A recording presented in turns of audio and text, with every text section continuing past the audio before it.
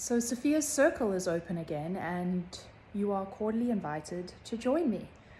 It's a year-long container, and we meet once a week in an intimate fellowship, small community, in devotion to ourselves and our own growth, our own empowerment, and our own journey in this cycle with the mother. We're about to cross the threshold and start a new cycle. So that's why we do it for a year, because we feel the whole rhythm of the Kundalini Chrism cycle together.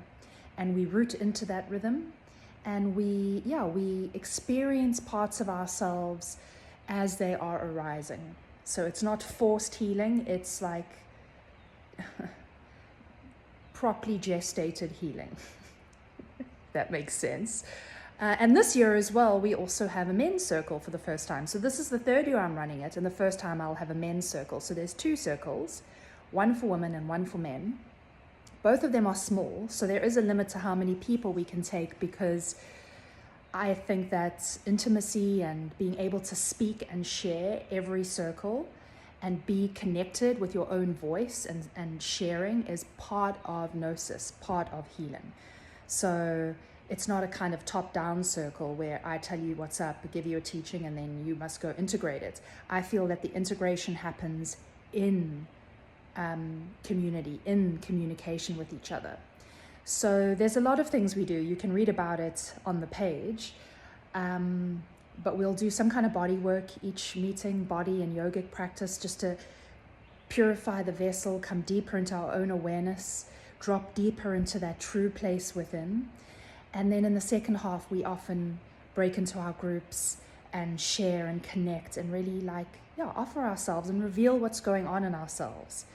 And it's beautiful because you get to know everyone, and everyone's like familiar, and it starts to feel like family, and I hold spaces of safety. I have a therapy background. I'm a trauma therapist, and I know how group therapy works. And so I'm not here. There's no unsolicited advice. There's no cross-talking. There's no, hey, you be this way, you do this, this is your problem. No, none of that. That's amateur hour. It's just witnessing. It's just witnessing you. And you witnessing me. I sit in circle as well. I need it just as much as anybody else. So if you feel like you long to be in a community where you feel understood and witnessed and you can share these parts of yourselves. I know it can be lonely in this world sometimes. It's the best. It's like my favorite thing. I think I started the circle for me. But it's just, it's such a treasured community. And yeah, it's the path of self-empowerment, learning to see yourself. I really do I have a lot of great psychological processes and practices that help us to start to take distance on our own identity and to really see ourselves and where, oh, well, this is happening in my life, and to feel empowered to shift things, at your own pace. So we center the mother in the circle. That's why it's called Sophia's Circle. We journey in this year of her rhythm and where we are in the story cycle.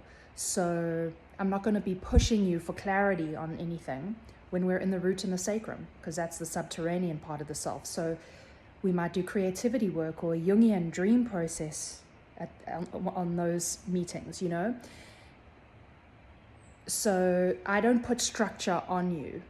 The structure is the mother's rhythm, and it presents itself as she does, And we learn to connect with the mother again, which is essentially learning to connect with ourselves and being our true selves and owning ourselves and owning our expression and owning what's real for us.